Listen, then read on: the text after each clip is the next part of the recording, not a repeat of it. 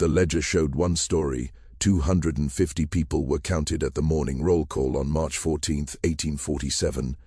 But that same ledger, checked at dusk, told a different story: 0.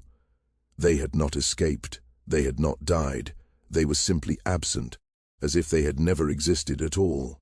Riverside Plantation covered 4,000 acres of Virginia land bordered by the James River to the east and thick pine forests to the west. For 32 years it had run like a machine under the Harrove family, growing tobacco and corn that made Richmond merchants rich. The plantation's records were perfect. Every bushel of crops, every birth and every death was written down in leather books kept in the main house library. These records later became evidence in one of the most confusing mysteries in Virginia's history before the Civil War.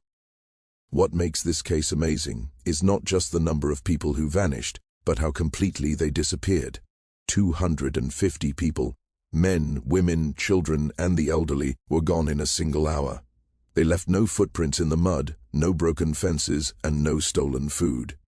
The Overseer's Daily Report, saved in the Virginia Historical Society, has only one note for March 14th: all quarters found empty at evening inspection.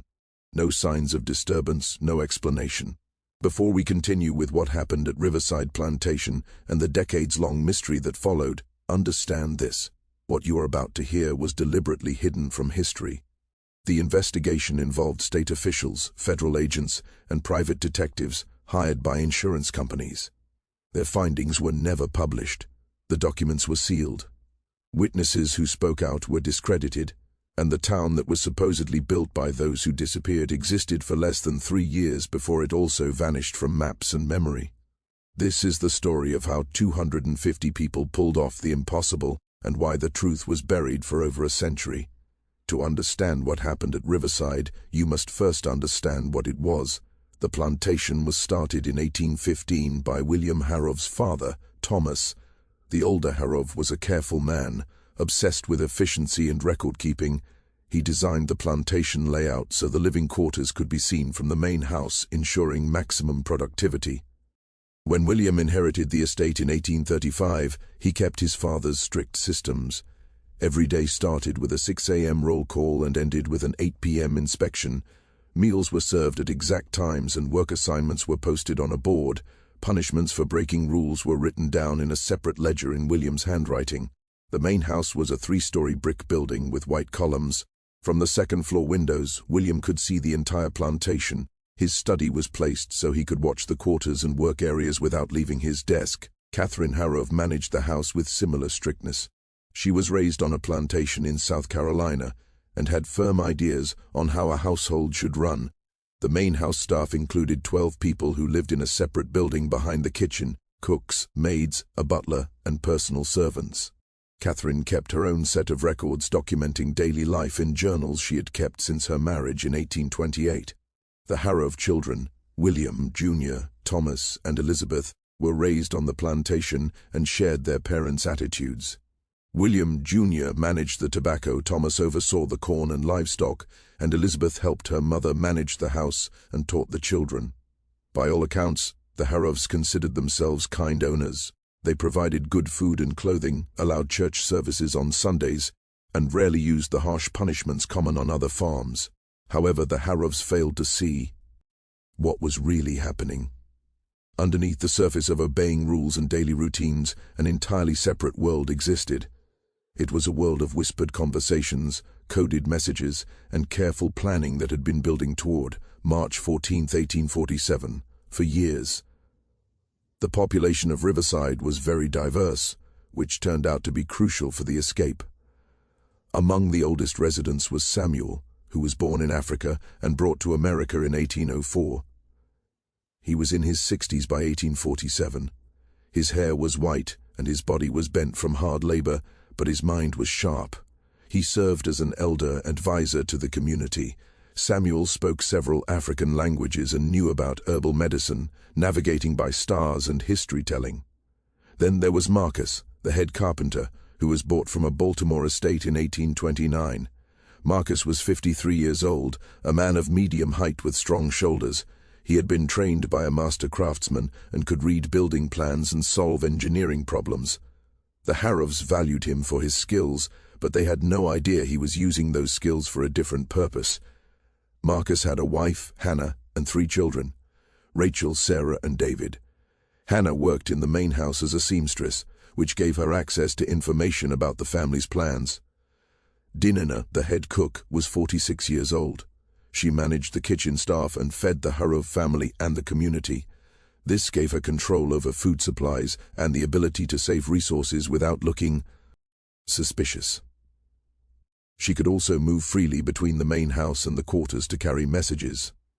Benjamin, the stable hand, was 21 and born on the plantation. He had no single-parent figure, which gave him an independent spirit the overseer disliked. Benjamin maintained the horses and drove the wagon to Richmond and other towns.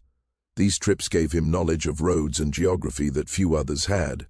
There was also Esther, age 38, a midwife and healer. She was trusted by both the community and the Harrove family, which gave her freedom to move around and gather information. Among the younger generation was Joseph, age 27, who worked in the blacksmith shop. He could repair tools, shoe horses, and make metal parts. He was quiet, so the Harroves thought he was simple-minded, but he was actually very intelligent. He made tools that would be needed for purposes the Harroves never imagined. There were many others, like Ruth, who organized church services, Jacob, who managed gardens, and Miriam, who secretly taught herself to read. Every person had a role, and they had all been evaluated by a core group planning the escape. The planning began in the winter of 1842. The catalyst was a conversation between Marcus and Samuel one cold January night. Samuel asked Marcus a simple question: "If you could leave this place, where would you go?" Marcus replied he would go north, to a free state. Samuel asked how he would get there, noting the roads were watched. Then Samuel asked, "What if it wasn't just you? What if it was all of us?" Marcus stared at him, shocked by the idea. All 250 people? It seemed impossible. But Samuel asked if it was truly impossible or just impossible, because they had been taught to believe it was. That conversation planted a seed. Marcus began looking at the plantation as a problem to be solved. He had quiet conversations with others he trusted: Dinina, Benjamin, Joseph, Esther, and Ruth. By spring 1843, a core group of about 15 people had formed. They met during church services to avoid suspicion. Their first decision was about destination. Going north to Canada was too far and dangerous. Samuel proposed an alternative. What if we didn't run away? What if we disappeared? He suggested going west into the mountains of Virginia to a place so remote that no one would look for them there. Benjamin confirmed there were deep valleys in the mountains that no one visited. This became the plan: escape from Riverside, travel west to the mountains, and build a hidden settlement. But they still had to figure out how to get 250 people out without being seen. Marcus proposed the solution: we go under. The idea of a tunnel was brilliant but audacious. It solved the problem of moving people without being seen, but created new problems. How do you dig a tunnel without being caught? Where do you put the dirt? How do you keep it from collapsing? Marcus calculated it would take 4 years. The group agreed it was impossible, but it was their only chance. They would begin in spring 1844. They chose Marcus's cabin as the entrance because he had built a wooden floor with a hidden trapdoor years earlier. On the first night of digging in April 1844, 6 men gathered in the cabin. They dug down into the dense clay. The work was brutal and slow. They had to be quiet so the overseer wouldn't hear. The dirt was put in sacks and hidden under the floorboards. The next day, they scattered the dirt in fields and gardens in small amounts that wouldn't be noticed. This became the pattern: dig at night, scatter dirt during the day. Slowly, the shaft went down. After 2 weeks, they started tunneling horizontally toward the river, curving slightly north toward a ravine Benjamin had found. The work was hard in the cramped, dark space. Marcus built a simple ventilation system using hollow reeds. Joseph made metal supports to hold up the tunnel. Timber was cut from the forest, supposedly for firewood. By the end of 1844, the tunnel was 200 feet long. By the end of 1845, it was 400 feet. It was taking longer than expected, but they kept going. The core group grew as they brought in more people to help. Dinina saved extra food. Hannah made extra clothing. Benjamin memorized the route west. Esther prepared medical supplies. Ruth used songs to pass information during church services. By winter 1847, the tunnel was nearly complete. It was over 800 feet long, ending in a ravine 300 yards from the river. Marcus built a false rock face to hide. The exit. The tunnel was about 5 feet high and 3 feet wide, supported by timber frames. In February 1847, Marcus called a meeting. The tunnel was done. Now they had to decide when to leave. After debating, they chose early spring for the best travel conditions. Benjamin suggested March 13th, a Saturday. The Harroves always had a dinner party on Saturdays, and the overseer usually drank afterward. They would have all of Sunday before anyone realized they were gone. The challenge now was telling 250 people without the Harroves finding out. Ruth organized a system using a specific hymn during the service on Sunday, March 7th. She sang "Go Down, Moses" with a slight change in one verse. This was the signal. The message spread: Saturday night, be ready, bring nothing, tell no one. The week before the escape was incredibly tense. Everyone had to act normal while preparing to leave. Marcus checked the tunnel one last time. Dinah moved food supplies near the exit. The Harroves noticed nothing unusual. On the evening of March 13th, the Harroves hosted their dinner party. The overseer made his rounds, saw everything was quiet, and went to his cottage to drink. In the quarters, people dressed in sturdy clothes and waited. At 9 p.m., Marcus walked through the quarters and nodded. It was time. The escape began at 9:15 p.m. The moon was thin, giving little light. The first group of guides went through the tunnel to check the exit. They emerged in the ravine, checked the area, and signaled it was clear. Then the main exodus began. Families with young children went first, then the elderly, then the able-bodied. It took about 4 hours for everyone to pass through the tunnel. People moved in silence, just as they had practiced. By 1:45 a.m., everyone was out. Marcus and Ruth were the last to leave. Closing the fake rock face behind them, they turned west and vanished into the forest. Behind them, Riverside slept. The next morning at 5:45 a.m., the overseer would wake up to find the quarters empty and run to wake William Harrove. The groups traveled separately, heading west toward the Allegheny Mountains. They avoided roads, using game trails and creek beds. It was a hard journey. They were exhausted, hungry, and thirsty, but they were free. They traveled only at night and hid during the day. The journey took 13 days. They crossed rivers, climbed mountains, and foraged for food. They had a scare on the 5th night when they heard dogs barking, but they hid in thick brush until the danger passed. Finally, on March 26th, the first group reached the hidden valley Benjamin had scouted. It was deep in the mountains, surrounded by steep ridges, with a stream running through it. Over the next 2 days, all 250 people arrived. They were exhausted, but they had made it. Samuel spoke to them, saying they had done the impossible, but now they had to build. The first weeks were all about survival. Marcus organized teams to build log cabins. Dinah organized the cooking. They cleared land for farming. They established rules, built a school for the children, and set up a watch to warn of danger.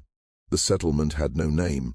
People just called it the place. The Nameless Town thrived through 1847, 1848, and into 1849.